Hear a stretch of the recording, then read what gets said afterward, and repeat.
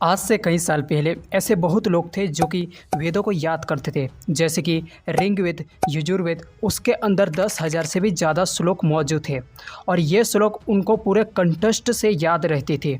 और ये सोचने की बात है कि उस टाइम लोगों की मेमोरी पावर, ब्रेन पावर हमसे 10 गुना ज़्यादा थी, या उन लोगों को ऐसे लर्निंग मेथड आते थे जिसकी वजह से वो चीज़ों को एक बार याद करते थे और दिमाग के अंदर सारी चीज़ें छप जाती थी। आपने एक चीज़ तो नोटिस की होगी कि जब आप किसी चीज़ को पढ़ते हैं तो वो चीज़ ज़्यादा टाइम तक दिमाग में स्टोर नहीं रहती है। मैं तुम्हें कहूँ कि ये पतली सी किताब है, तो आप किताब को कितने दिन में पढ़ लोगे? कोई इसे 10 दिन में ख़त्म करेगा, कोई 25 दिन में, या कोई इसे 50 दिन में ख़त्म करेगा। आप सोच रहे होंगे कि इसमें प्रॉब्लम क्या है। कोई 20 दिन लगा रहा है, कोई 50 दिन। प्रॉब्लम ब्रेन पावर में नहीं है, प्रॉब्लम है हमारे लर्निंग मेथड में। हमें बचपन से स्कूल में पढ़ाया जा रहा है कि चीज़ों को रट रट कर याद करो। आज की हम बात करें तो किसी भी सब्जेक्ट को स्कूल में सिर्फ रटा रटा कर ही याद करवाया जा रहा है, जबकि अगर हम पुराने सिस्टम में जाएं, जैसे कि गुरुकुल सिस्टम में चीज़ों को रटाया नहीं जाता था। उस टाइम पर ऐसे सीक्रेट मेथड थे जिससे कि चीज़ों को याद कराया जाता था। तो इस वीडियो में ऐसे 3 सीक्रेट मेथड के बारे में बताऊंगा जो प्राचीन समय में गुरुकुल में यूज करते थे। Secret number 1, gestures. मैं आपसे पूछूं कि आप पढ़ाई कैसे करते हैं, तो आपका जवाब होगा सिंपल है, हम कुर्सी पर बैठते हैं और टेबल पर रखी बुक को पढ़ना स्टार्ट कर देते हैं। लेकिन गुरुकुल के अंदर ऐसी पढ़ाई नहीं होती थी। गुरुकुल में पढ़ाने का तरीका अगर आज के टाइम पर देखना चाहते हो तो भारत में कुछ गुरुकुल अभी भी चल रहे हैं। वहाँ पर जो स्टूडेंट होते हैं उनकी जो भी बुक होती है वो उन्हें दी जाती है और उनको ये इंस्ट्रक्शन दिया जाता है कि आप अपने हाथों की मदद से बुक को पढ़ो।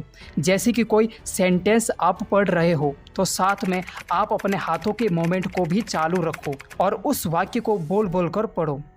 अब आप सोच रहे होंगे कि ऐसा करने से क्या होगा, तो कुछ साइंटिस्ट ने इस पर रिसर्च करना शुरू कर दिया। उसमें 1000 से भी ज़्यादा स्टूडेंट को बुलाया गया और उन पर एक एक्सपेरिमेंट किया गया। उसमें से आधे स्टूडेंट को नॉर्मल तरीके से पढ़ने को कहा गया और आधे स्टूडेंट को बोला गया कि आप गुरुकुल वाली टेक्निक से पढ़ो।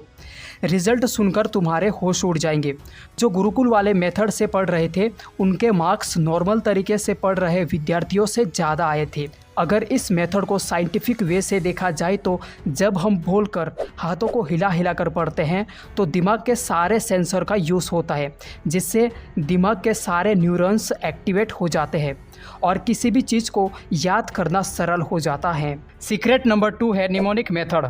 गुरुकुल में जितने भी स्टूडेंट थे उनसे पूछा गया कि आप इतने बड़े बड़े वेदों, इतने सारे श्लोक को कैसे याद रखते हैं, तो उनका जवाब था कि वो एक खास तरह की ट्रिक से याद करते हैं। जैसे वो किसी टॉपिक के बारे में पढ़ रहे हैं तो वो पहले उस टॉपिक को एक स्टोरी के फॉर्मेट में उन्हें पहले बनाते हैं। अगर उनको कोई श्लोक याद करना हो तो एक स्टोरी क्रिएट करेंगे उस श्लोक से रिलेटेड।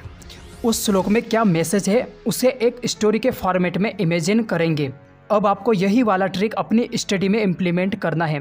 कितना भी सब्जेक्ट हार्ड क्यों ना हो, उसके बारे में एक स्टोरी क्रिएट करो, अपने दिमाग में इमेजिन करो। हिस्ट्री पढ़ रहे हो, स्टोरी बना लो, ये हुआ था, ऐसे हुआ था।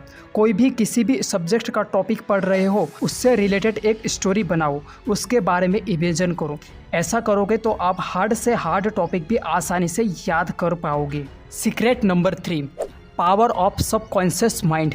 सबकॉन्शियस माइंड में इतनी पावर है कि आप सपने में भी नहीं सोच सकते हैं। जो पहले के लोग थे वो इतने ज़्यादा इंटेलिजेंट, बुद्धिमान क्यों थे? क्योंकि वो सबकॉन्शियस माइंड का इस्तेमाल करते थे। आप अपने दिमाग में जो भी बात बिठाते हो वही आपके साथ होता है। जैसे कि आप स्टूडेंट हो, कोई एग्ज़ाम देने जा रहे हो और आपको लगता है कि आप इस सब्जेक्ट में ज़्यादा नंबर नहीं ला पाएंगे, तो आप उस सब्जेक्ट में या तो फेल हो जाओगे या एवरेज नंबर ले आओगे। लेकिन इसकी जगह आप ये सोचकर एग्ज़ाम देने जाते हो कि मैं इस सब्जेक्ट में 95 प्लस स्कोर करूँगा, तो आप उसे अचीव भी कर लोगे। ऐसा इसलिए होता है क्योंकि आप इस बात को अपने माइंड में बैठा लेते हैं। जैसा आप सोचते हैं वही आपके दिमाग में फिट हो जाता है। अगर आप हर दिन आईने में देखकर अपने आप से बोलोगे कि मैं इस एग्ज़ाम में टॉप करूँगा, अगर ये आप हर रोज़ बोलोगे तो वो चीज़ आप अचीव कर लोगे, क्योंकि आपका दिमाग मान लेगा कि मैं ये कर सकता हूँ, मेरे अंदर इतनी ताकत है। आपके सबकॉन्शियस माइंड में ये बातें बैठ जाएगी। ये होती है सबकॉन्शियस माइंड की पावर।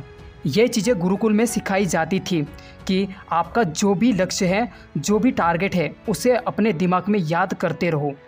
इसी के लिए मैं आपको एक चैलेंज पूरा करने के लिए दे रहा हूँ। आपका जो भी गोल है, जो भी टारगेट है, आपका गोल है कि मुझे 10th या 12th में 95 प्लस स्कोर करना है, या मुझे नीट या JEE की एग्ज़ाम क्रैक करना है, या आपका जो भी टारगेट है, सरकारी नौकरी, कुछ भी हो, उसे कमेंट बॉक्स में लिखना है। इससे क्या होगा? इससे ये होगा कि आपका जो सबकॉन्शियस माइंड है उसमें ये बातें फिट होगी और आप अपने लक्ष्य को पाने में सफल होंगे। इसी के साथ इस वीडियो को समाप्त करते हैं।